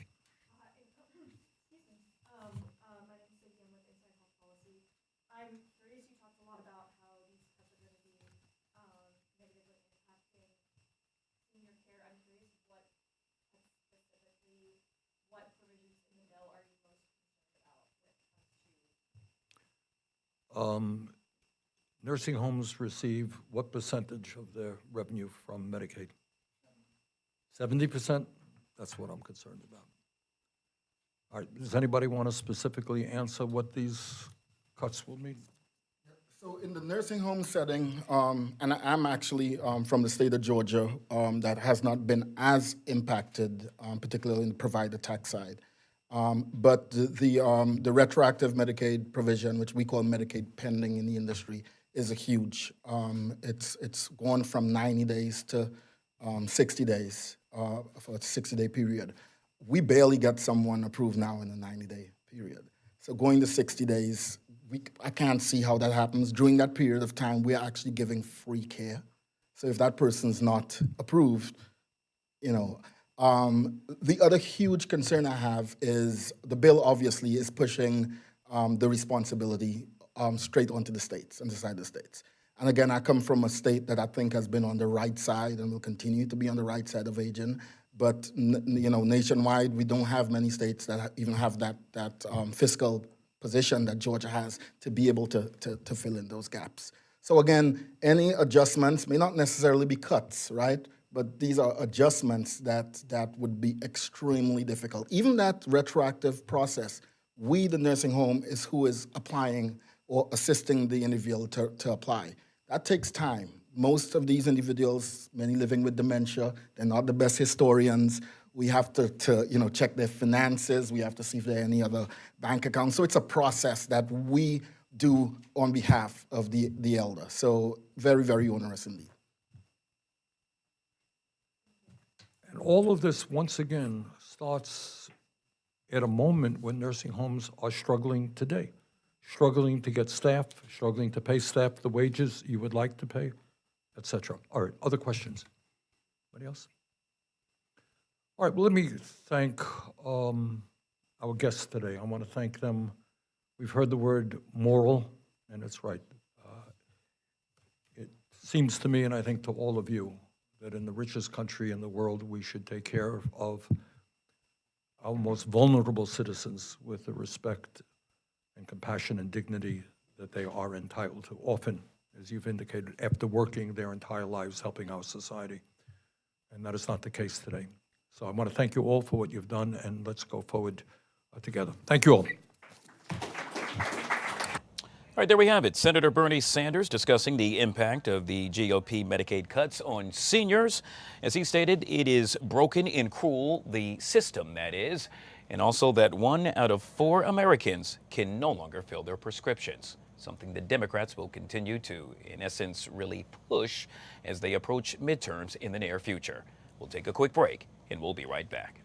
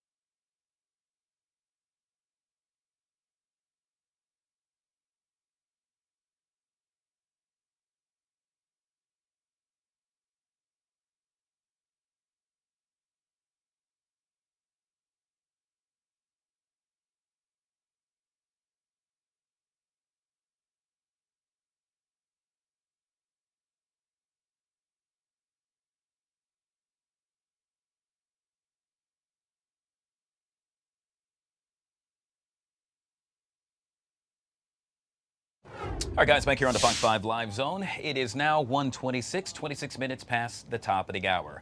And today is somewhat of a bittersweet day for all of us here at Fox 5, myself included, and Amy, of course, all of us here at the Live Zone, because this amazing woman right here, Sylvia, our digital content producer, well, today is her last day in the building. However, not the last day here on this show. And so it got me thinking, Sylvia. You've joined us a lot. You're a fan favorite. I have. I can tell you. Good to know. My mom absolutely loves you. How you style your hair and all that other good stuff that you do. Stuff that I said, Mom, I can't say that. I'll end up in HR. But I wanted to take just a quick trip down memory lane for my favorite moment of the time that you and I had on air. Let's take a look. Go Commanders! Go Commanders! No, Go Commanders! Yet again on the LZ. Earlier today on Good Day DC, Yes. we had what was known as the Rolling Rally. Yes, the Rolling Rally. It was such a good time out there. All the Commanders fans were on the bus. We were having a ball. That DJ was just going, and I was like, yeah, okay, come on. Sardines and pork and beans. Okay, I'll have it. So are you officially a Commanders fan now? Guy, I spent like 4 hours this morning yelling out the window, go Commanders. Like, yes, 100%. This coming from someone 2 days ago who said, go sports. Go sports. And look at me now. All I needed was one day on that bus with those Commanders fans. And now I'm saying we are going to the Super Bowl. Look at me now. I'm like, Jaden Daniels, do you need anything? I'm here for you. Let me go to practices. You know what I mean? I got it. All right. No more coffee for you. Sylvia, our digital content producer. Yeah, Fox 5 DC. Go Commanders. There we go. That cracks me up every time I Which is see literally that. perfect because now I was just saying that I'll probably be at a game this year Yep. and I'll probably be at a tailgate. Like, obviously, I am 100% a Commander. Look at what this place has done to me. Like, I am full-on a Commanders fan. So, did you ever get a chance to meet Jaden after that segment No, you and I saw did? Chad was at training camp. Honestly, I'm going to text Chad because why was I not at training camp on fan day? I saw so many of our amazing interns got a chance to go out there. Look like it was such a great time. I need to be at training camp. I never got a chance to see what Jaden needed. Maybe he needed some water and nobody got him a little water. I could have did that. Well, speaking of great times, we've had nothing but great times with you here Yes, thank you, at Fox 5 and here on the Live Zone. And like I said, not in the building, but does not mean you are no longer not joining us Yes. on this show. And as they say, when one door closes, another one opens. And Hopefully a couple of them. Oh, yeah, by far. As I stated earlier, we all signed a card here. Read what I put on the card. It's true. I'm going to read it. Truly appreciate your work, and we'll see you soon right here on the Live Zone. Thanks, Sylvia Guy. joining us right here on the LZ. All right, folks, we'll take a quick break, and we'll be right back.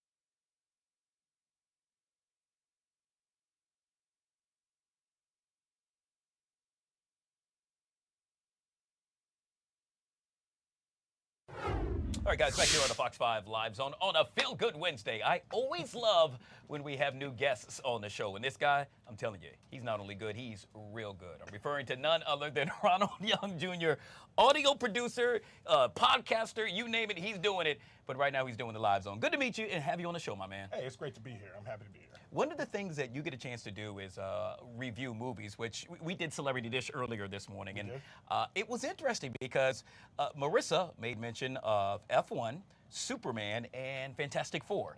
I have seen all three. I wasn't a fan of Superman, but you were. Really? You didn't like it? I thought it was really cheesy, but I didn't want to say anything Got earlier. you. Okay. Well, the cheesy, if you thought it was cheesy and cheesy was the intent, then of course you're not going to like it. It's like if you're lactose intolerant and I bring you some cheesecake, you're going to be like, this doesn't work for me. So that makes sense. I can understand why you would like it. But that's what they were going for. Very down the middle, very Boy Scout. And if that depiction of Superman isn't your cup of tea, you're not going to like the movie. See, that's why he does the real stuff and I just run my mouth because he knows what he's talking about. Speaking of talking, let's get into it. In this case, we're talking about our Wednesday Talkers. These are some of the stories that you, my friends, are talking about at home. All right, so Ronald, there's a therapist out there saying there's 3 names you should definitely not name your kids. And so those names are you ready?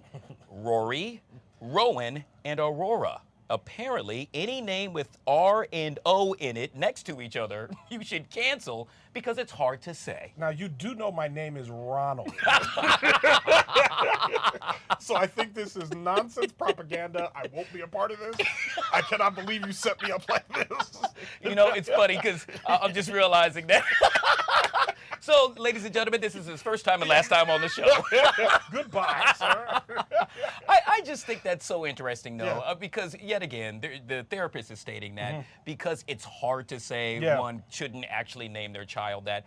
I'm with you. I beg to differ. Yeah. It makes one's name unique to a certain extent. Absolutely. And I think, language and pronunciations are something that are going to come at us through our entire lives. Yeah. So, if you meet the first Aurora you meet, then the next time you think about the Aurora Borealis, Dallas, you can now say it because you met an Aurora in the 5th grade. You know what I mean? So, like, let's not limit our children in this way. I'd say it's a lot better than Deshaquanda, which is probably hard to say as well. It's certainly different. Very much so. Yeah. Yet again, Ronald's the best name. We want to back guys. Thank you. Hey, when it comes to improving your mental health, nowadays, so many folks are saying, want to get away? In this case, getting away in a major way. Yes, according to a new survey, 2,000 Americans found that the average American feels 67% better mentally after going on a trip. Not only that, but those who travel more consistently and frequently were far more likely to have better mental health than those who don't. I don't think we needed a survey for this, Ronald. Say, in other news, water is wet. Like, go for a walk. What are we talking about? Travel, like, if you leave your bedroom, yes, you will probably experience more joy by traveling to your living room. But of course, if you travel to the beach or to an amusement park or to the park, like generally just the park down the street, you're going to have a better time. Yeah. So, yes, I agree with this study, but I feel like it is fairly obvious. So I'm with you, and then I started thinking the last time I took a real trip happened to be to Thailand. Lucky enough to go there. Nice. Yeah, it really took a toll on my bank account. Yeah, so of course. Yeah. I kind of went a step back on my mental health Yeah, it's because like of diminishing returns. Like the trip can't be too long. You start running out of money, all of a sudden everything changes. So in this case, perhaps just head down to Miami. Hey, Ocean City, that'll even do it for you as well. There you go. Ocean City, Dewey Beach. You can go down to South Carolina, go to Folly Beach. There's so many close beaches, and they're so much safer for your wallet. And while you're there, check out a movie, perhaps There you go. Superman. Yeah. We'll end with this. The languages of love. This one is really interesting to me, Ronald. You know, so they say that the 5 languages of love, as we have all heard them, words of affirmation, quality time, receiving gifts, acts of service, and physical touch. Hold up, remix, apparently. Well, yet again, another, isn't it funny how these experts come out and say what they say? Yeah. Say, well, there happens to be more. In this case, the expert is saying you and your boo should cook and or bake together. Do small tasks together without being asked, by the way. How about watching TV shows together? You know, those shows on Netflix, but you can't cheat, Ronald. Yes. Other love languages include sharing memes and comedic videos, sending check-in texts, plan things together, and make plenty of inside jokes. What are you thinking about this? Those are all, they just listed a relationship. Like, those are all ways in which that we bond with each other. Like, think about it. Like, how many times you share memes, like you're in a group text, you're sharing memes, all that. That's just the way you bond with the people that you love generally. Yeah. I don't know if it's necessarily like an outward expression of love as much as it's just like a reaction to being close to someone. You know what I mean? Yeah. Like, it kind of like, I don't know which is first. Does the act come first or does the love come first and then it makes you want to do the act? You know what I mean? But they're like they're making some very, like, the connections are real. I don't know if I would call them love languages. Yeah, it's like kind of what came first, the horse or the cart? Correct. Or the cart or the horse? Chicken or the egg? For me, I'm a cooking guy. There is I would say that's my love language. I love being with my significant other and cooking. Even chopping up the vegetables and what have you. Yeah, I broke up with a girlfriend, and the hardest part about that has been we used to make this very delicious mac and cheese together. Oof. And after we broke up, I was like, I'm going to try to make it by myself. It's not the same. Bro, it was terrible. It was garbage. I was crying. It was really bad. I was like, I've got to get back together. This is not working for me at all. Well, the food might be garbage, but one thing that's not, the podcast. Folks that want to get a chance to check it out, how can they go about to do so? You can go wherever you listen to podcasts. Wait for it. That's spelled WEIGHT. Or you can go to Leaving the Theater, and that's available, again, everywhere you get podcasts. And remember, Ronald, that's our favorite name. I want him back. Ronald Young Jr. joining us right here on the Live Zone. I appreciate you, my man. Yeah. We'll take a quick break, guys. We'll be right back.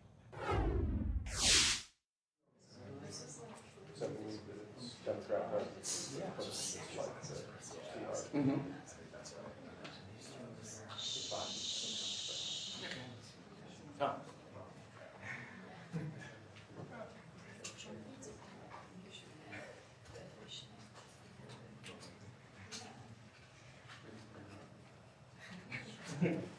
So what do you guys do when we leave? Do you guys all go to work? Everyone, real question. I don't know. But the question is, what do we do when they leave? Wait for something else to happen. Well, there's a lot of exciting stuff happening. There truly is.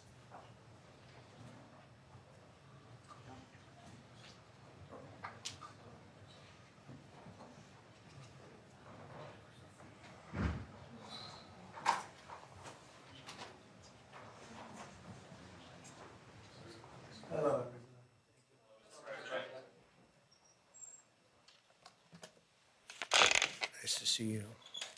We've had a great weekend, and we, as you know, we made our deal with the European Union. The Japan deal is done. Many of the other deals are done. Indonesia was a very big deal, big country actually, and they're wonderful, and hopefully wonderful for both sides.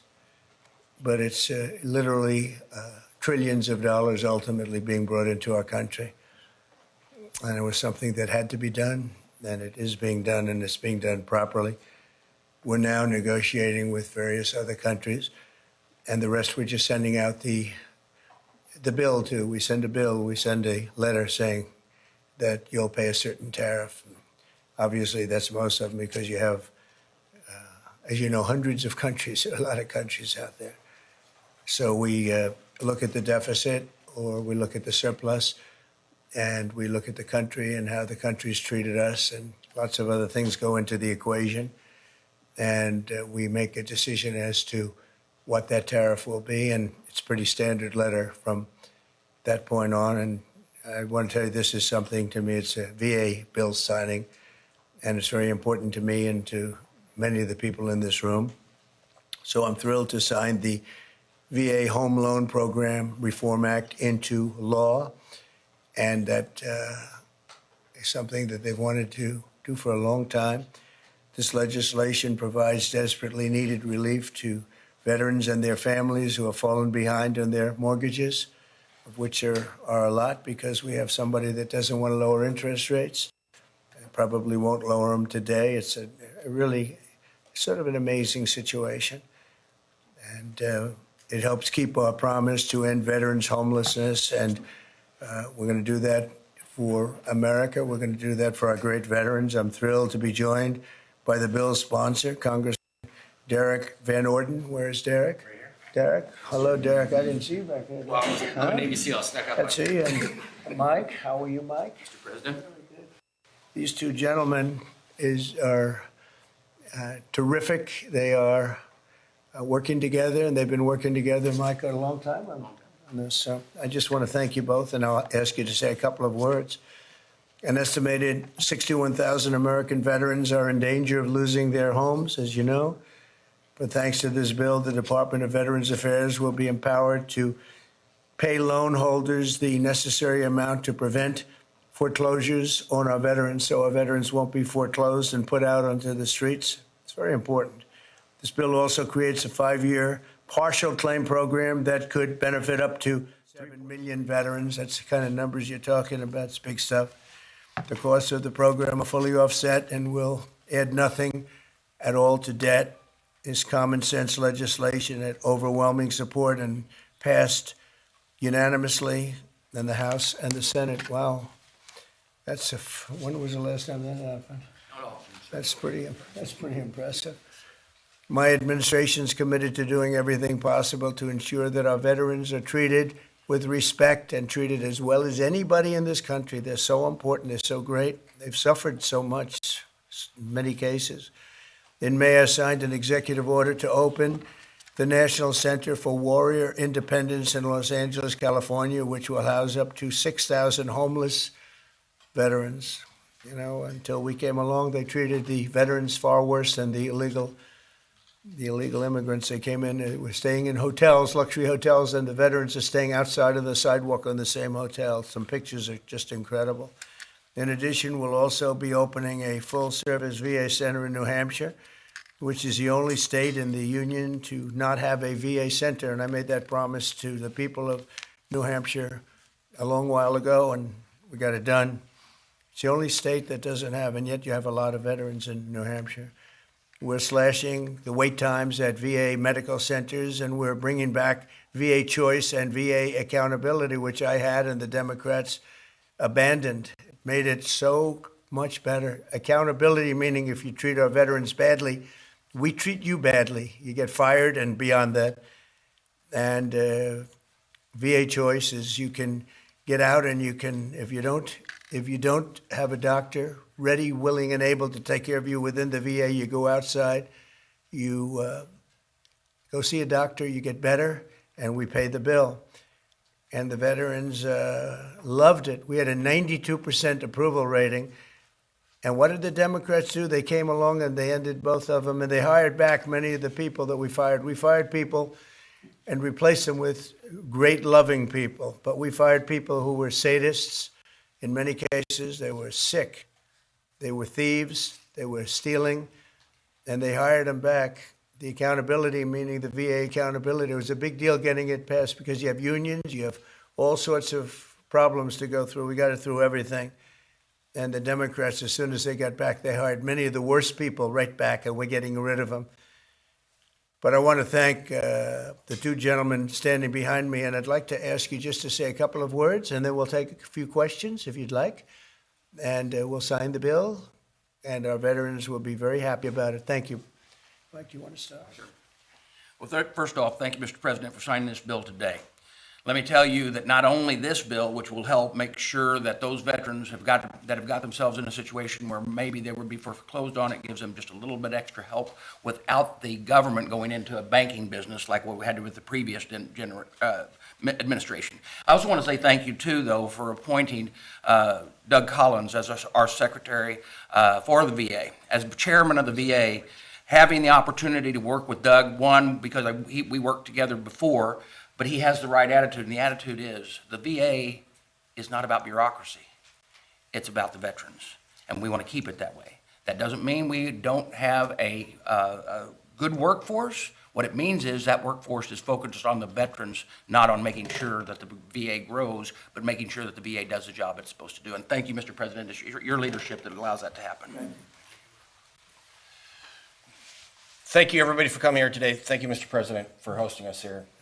I'm the longest-serving enlisted member of the United States military to ever get elected to Congress in the history of our nation. And I'm unequivocally stating right now that President Donald J. Trump is the most positive, pro-veteran president in the history of this country. And so he backs up his words with deeds, and this is another example of how President Trump is taking care of our veterans. So, sir, I'm very thankful for you, for your leadership, and let's get this thing done and get our veterans into homes. So God bless you, and God bless the United States. Thank you, my friend. Thank you. Let's sign first, and we'll take a couple of questions. Yes. We'll get it done. We've been waiting a long time. And I do want to commend Doug Collins, because I hear he's doing a fantastic job. He's done an incredible job.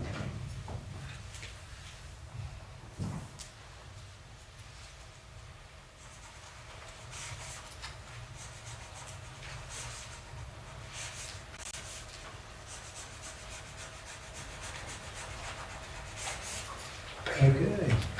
That's a good one. That's a good one. No auto pen?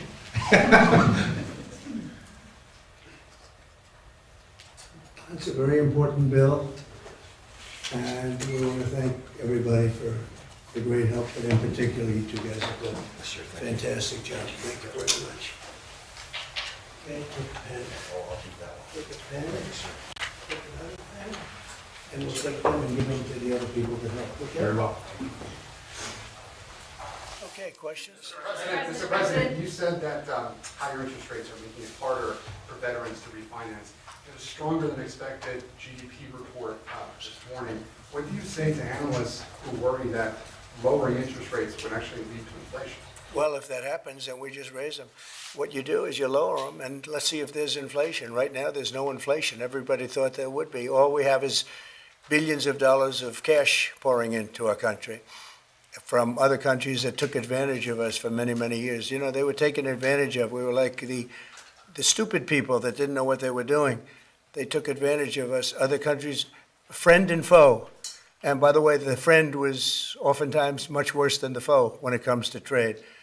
So if that happens, what you do is you raise your rates and you do what you have to do to stop inflation. But we're keeping the rates high, and it's hurting people from buying houses, and we don't want that. If for any reason that happened in a year or two, if there's some signs of inflation coming back, right now there's not. We have a great thing going. I think we're going to have the richest economy you've ever seen. We have money coming in that we've never even thought about at numbers that nobody's ever seen before. We have a deal with Japan where they're going to pay us $550 billion. We have a deal with Europe where they're doing $750 billion plus $400 billion plus $300 billion. And many other countries, it's likewise, relatively, those are two big ones, but likewise. So we have a lot of money coming in, and we have no inflation, and we're very strong, and we should be lowering the rates. Each point that this gentleman keeps up costs us $365 billion a year. Think of that. 1 point, $365 billion. If you bring it down a point, we save 365. We should be the lowest interest rate, and we're not. We're 38, number 38, because of the Fed. It's all because of the Fed. He's done a bad job. Now, he's got a meeting today, but I call him too late. He's always too late. Even if he does it today, probably won't. I hear they're going to do it in September, not today. For what reason? Nobody knows, but Europe, as you know, cut their rates 11 times in the last short period of time. But the good news is we're doing better than anybody anywhere in the world. Nobody's doing anything even close to us, even with the higher rates. The higher rates do affect housing, though, because people can't go out and get a loan or refinance their house. And it would be nice to have them be able to do that. That would be just another check of a box. That would be very important. Yeah, please. Mr. President, you mentioned today that India, in addition to its 25% tariff rate, would pay an additional penalty because of its support of Russia. What is that additional penalty? And are other countries facing the same threat? Well, we're negotiating right now, and it's also BRICS. They have BRICS, which is basically a group of countries that are anti the United States, and India is a member of that, if you can believe it. It's an attack on the dollar, and we're not going to let anybody attack the dollar. So it's partially BRICS, and it's partially the this trade situation. It's the deficit. We had a tremendous deficit. So, as you know, Prime Minister Modi is a friend of mine, but they don't do very much business in terms of business with us. They sell a lot to us, but we don't buy from them. You know why? Because the tariff is so high. They have one of the highest tariffs in the world. Now, they're willing to cut it very substantially, but we'll see what happens. We're talking to India now. We'll see what happens. It doesn't matter too much whether we have a deal or whether we charge them a certain tariff, but you'll know at the end of this week. August 1st is a very big day for this country because money is going to pour into the United States like we've never seen before. Yes, ma'am. Thank you, Mr. President. Senator Hawley introduced legislation that would ban members of Congress from owning or trading individual stocks. It extends to the president and vice president. Are you in favor of that legislation? Well, I like it conceptually. I don't know about it, but I like it conceptually. And, Nancy Pelosi became rich by having inside information. She made a fortune with her husband, and I think that's disgraceful. So in that sense, I'd like it, but I'd have to really see I study these things very carefully, and this just happened. So I'll take a look at it. But conceptually, I like it. And what I do think is Nancy Pelosi should be investigated because she has the highest return of anybody practically in the history of Wall Street, save a few. How did that happen? It happened by she knows exactly what's going to happen, what's going to be announced. She buys stock, and then the stock goes up after the announcement's made. And she ought to be investigated. Mr. President, Harvard is reportedly willing to settle with you for $500 million. Is that enough? Well, it's a lot of money. We're negotiating with Harvard now. They would like to settle, so we'll see what happens. Mr. President, what is America's debt to our Afghan war allies that kept our veterans safe over there? There's been some talk about sending a lot of them back. No, if we know the good ones and we know the ones that maybe aren't so good. Some came over that aren't so good. And we're going to take care of those people. The ones that did a job, the ones that were told certain things. A shame what happened. One of the most disgraceful episodes in the history of our country. The way we left Afghanistan was just a disgrace. But I understand your question fully, and we'll take care of 90% of your question, okay? I know what you mean. Thank you very much. Mr. President, on the tariffs on India, are you still open to negotiate with India on the tariff front? Well, we're talking to them now. We'll see what happens. Again, India was the highest or just about the highest tariff nation in the world. And one of the highest, 100 points, 150 points or percentages. So India was one of the highest in the world. They had won 175%, and higher than that. You know, who's another higher one is Canada. They've been charging our farmers 200%, 300%, 400% for years, and nobody did anything about it. But India is one of the highest, so we're going to see. We're negotiating with India right now. Cash Patel reportedly found burn bags of Russiagate materials, and I'd love to get your thoughts on that. He said what? Burn bags of Russiagate materials I don't that know FBI that. supposedly found. I don't know that. I don't know what you mean by that statement. Say it. Bags full of Russiagate Oh, documents. burn bag. I thought you said Alleged- appointed a man named Burn Bag. Go ahead. You got to speak up. Thousands of documents in these bags, supposedly burn bags at the FBI in the secret room. Well, I want everything to be shown, you know, as long as it's fair and reasonable. I think it will be shown and it should be shown. And I think he feels that way, and I think Pam feels that way. But it's got to be, you know, it's got to be stuff that really doesn't hurt people unfairly, because you have so many people involved. And if they can do that in a fair way, I think it's great. I think it's really great. The whole thing is a scam. It's a scam set up by the Democrats, and they love talking about it. But I would like to see people exposed that might be bad, and we'll see how that all works out. But it's getting to be very old news. You know, if they had anything, they would have done it the week before the election, because they were losing by a lot. If they had anything, they would have done it. They controlled the file. The Democrats controlled it. Comey and all this, you know, sleazebags, every one of them that you read about all the time. And I guess they've got some problems now having to do with yet a different scandal, very big one. But they control that file. So I would think that if they would have had something in the file, they would have released it about a week before the election, maybe 2 weeks, right, Brian? Go ahead. Mr. President, welcome home, by the way. Thank you very much. Good to see you. It was a great trip. It was an amazing trip. Look good. For the country. For me, it was okay, but for the country, it was an amazing trip. Go ahead. It was. Many parents are preparing to send their kids back to school in a few weeks. Now, this will be the first time they've gone back to school under the second administration for you. Now, the previous administration labeled a lot of parents domestic terrorists for showing up at school board meetings. What's your message to parents now as they return their kids to school, knowing that they have the support of you? Well, the beautiful thing is, as you know, we've gotten rid of the woke. Woke is gone, and I think pretty well buried. We're going to make sure it's buried. But the parents are now taking over the school boards. They're getting rid of these people that probably didn't like the children very much based on what they were doing. And it's a big difference. And, you know, one of the other things, and I keep watching these talking points that the Democrats have, they say, oh, prices are up. No, prices are way down. Fuel is down. Groceries are down. Things like eggs are way down. You know, when I came in my first week, the eggs had gone up like 4 or 5 times. Nobody had ever seen anything like it.